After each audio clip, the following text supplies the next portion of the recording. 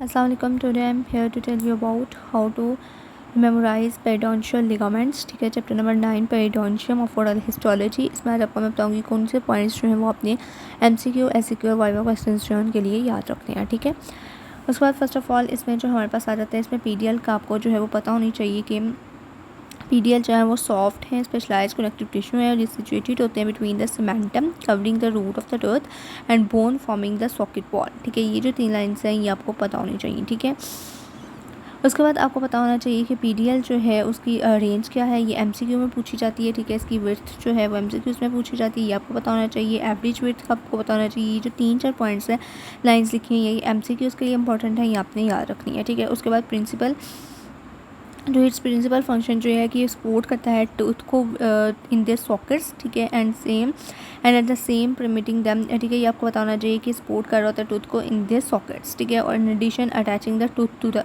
Teeth to the bone. ठीक है, teeth को बोन के साथ जो अटैचमेंट मिल रही होती है वो भी पीडीएल की वजह से मिल रही होती है। इसका यही एक इंपॉर्टेंट रोल है। ठीक है, ये 2 पॉइंट्स आपको याद होने चाहिए। ठीक है, और ये एक्ट करता है as a sensory receptor which is necessary for the proper positioning of the jaws during the normal functions. ठीक है, ये भी आपको बताना चाहिए कि सेंसरी रिसेप्टर के तौर पे ये एक्ट कर रहा होता है। उसके बाद आपको पता होना चाहिए पीडीएल जो है वो फॉर्म्ड होता है within the developing dental follicle region में। ठीक है, the exact timing of the event associated with the development of the organised PDL very.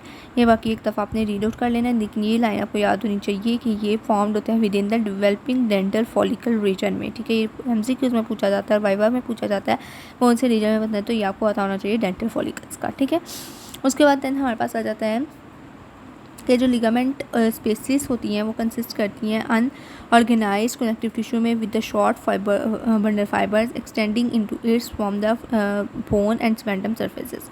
Ligament mesenchymal cells begin to secrete collagen, mostly collagen type 1। ये आपको पता होना चाहिए कि इसमें कोलेजन कौन सी प्रेजेंट होती है, तो टाइप 1 कोलेजन जो है वो प्रेजेंट होती है। उसके बाद आपको पता होना चाहिए कि इसमें नॉन कोलेजनस प्रोटीन्स जो है वो भी सिक्रीट हो रही होती हैं, जो प्ले करती है important role in the PDL space में।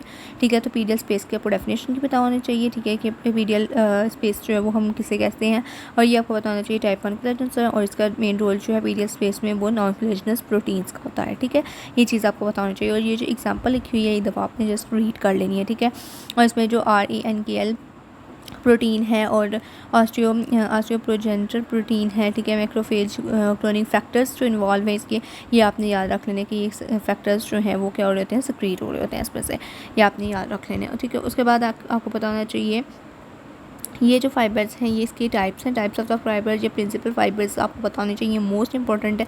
एससीक्यू है। ठीक है, इसकी डायग्राम भी आपको आनी चाहिए। एमसीक्यू, वाइवा क्वेश्चन और एससीक्यू हर चीज़ के लिए इंपॉर्टेंट है। ठीक है, तो ये आपने अच्छे तरीके से याद रखना है। 5 जो है पीडीएल फाइबर्स हैं। ठीक है, ये फर्दर आगे लिखे हुए हैं। ठीक है, तो ये आपको पता होने चाहिए। इसकी डायग्राम जो है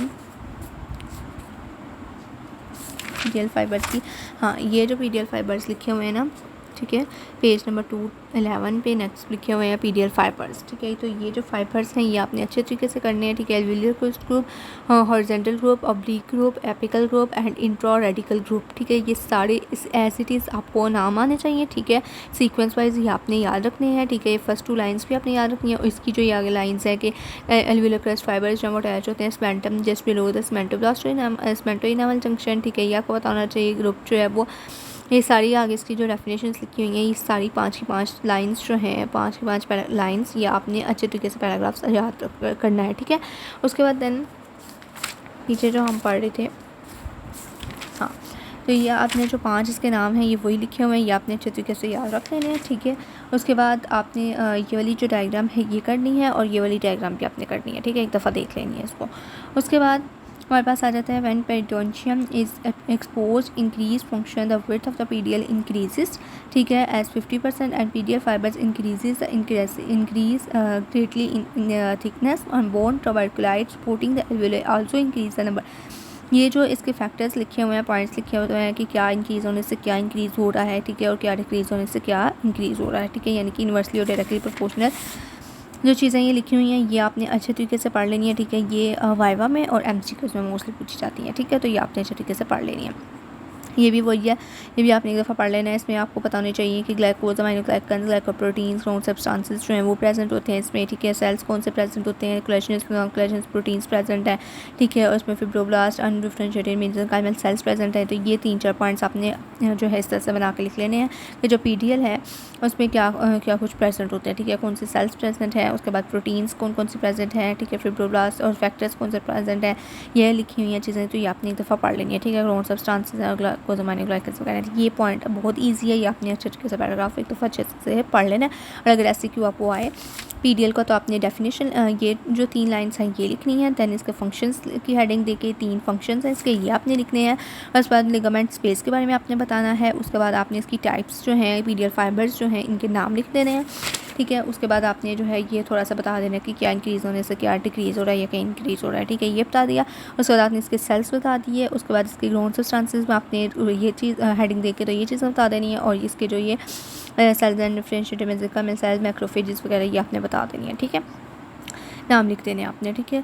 उसके बाद हमारे पास आ जाता है फिब्रोब्लास्ट। फिब्रोब्लास्ट में भी आपने इसकी डेफिनेशन लिखनी है कि principal cells of the PDL जो हैं वो क्या है, फिब्रोब्लास्ट हैं, ठीक है, ये आपको बताना चाहिए। फिब्रोब्लास्ट के बारे में ये गोल्गी कॉम्प्लेक्स में ऑर्गेनेलीज हैं, साइटोप्लाज्म जो है वो किधर प्रेजेंट है, ability to achieve high rate of turnover proteins within the cellular compartment in collagen, ये आपको लाइन आपको आनी चाहिए। ये 3 लाइन्स जो हैं ये आपको अच्छे तरीके से आनी चाहिए इसकी, ठीक है, फर्स्ट लाइन और ये 3 लाइन्स आपको अच्छे तरीके से आनी चाहिए। उसके बाद ये जो डायग्राम बनी है ये भी आपने ज़रूर कर लेनी है, ठीक है।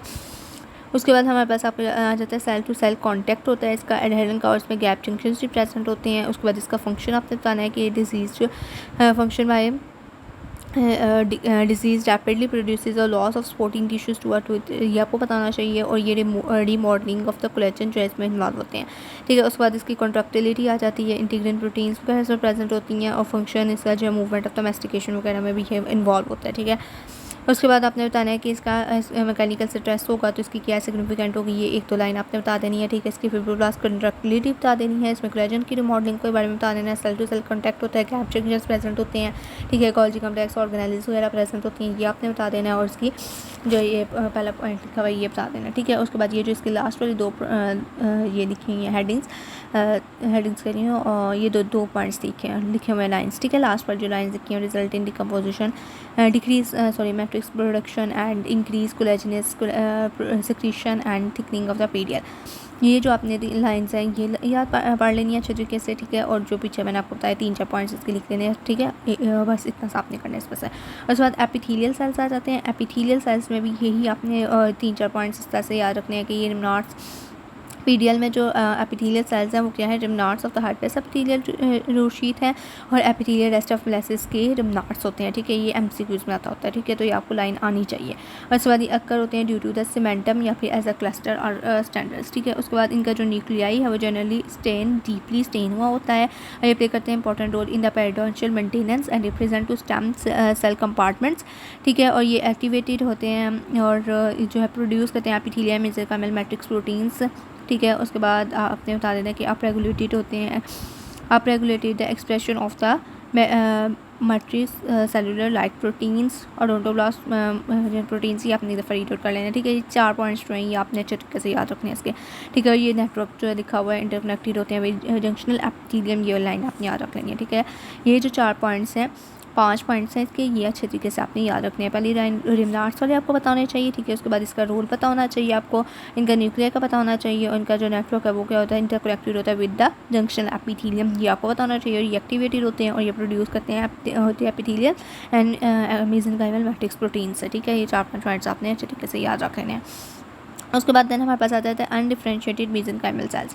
अनडिफरेंशिएटेड मेसेंकाइमल सेल में भी अपने 4 से 5 पॉइंट्स जो है वो याद रखने हैं। इसकी पहली लाइन आपने याद रखनी है अनडिफरेंशिएटेड मेसेंकाइमल सेल्स की, ठीक है। उसके बाद इसकी जो ये लिखा हुआ है प्रीवेस्कुलर लोकेशन होती है। उसके बाद जो है इसमें सिंगल प्रोजेनिटर सेल्स होते हैं वो देते हैं daughter cells that differentiate into the fibroblast, ठीक है। ऑस्टियोब्लास्ट, मेंटोब्लास्ट, ठीक है। और progenitor exist, each cell line is not known, ठीक है। ये लाइन आप बेशक ना करें, यहाँ तक आपने जो है मेंटोब्लास्ट तक याद रखना है।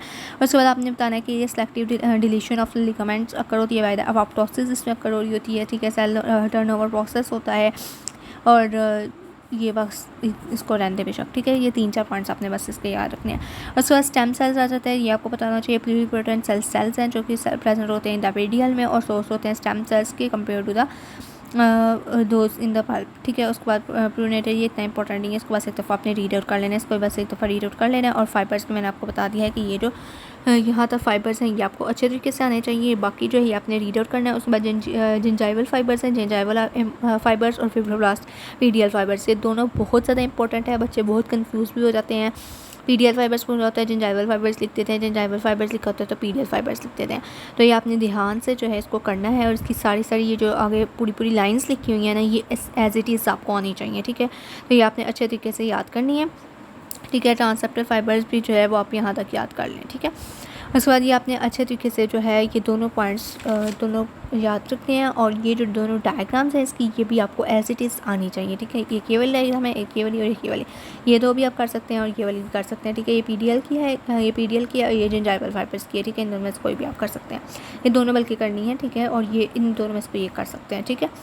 लेकिन आपने जो है ये तीनों ही करनी है, ठीक है, अच्छे तरीके से करनी है। और अगर आपको आए जिंजाइवल फाइबर्स का तो ये दोनों बना देनी है, और पीडीएल फाइबर्स में ये बना देनी है फर्स्ट वाली, ठीक है। फर्दर जो मैं आपको नेक्स्ट वीडियो में बताऊंगी, ठीक है। और डिस्क्रिप्शन बॉक्स आप देख लीजिएगा, उसमें अगर मैं जो है वो इंपॉर्टेंट नोट्स और जो पिक्स होती हैं वो मैं अपलोड कर देती हूँ, वो आप देख लीजिएगा, ठीक है। और वीडियो अच्छी लगी तो लाइक करें, सब्सक्राइब करें एंड शेयर करें। अल्लाह हाफिज़।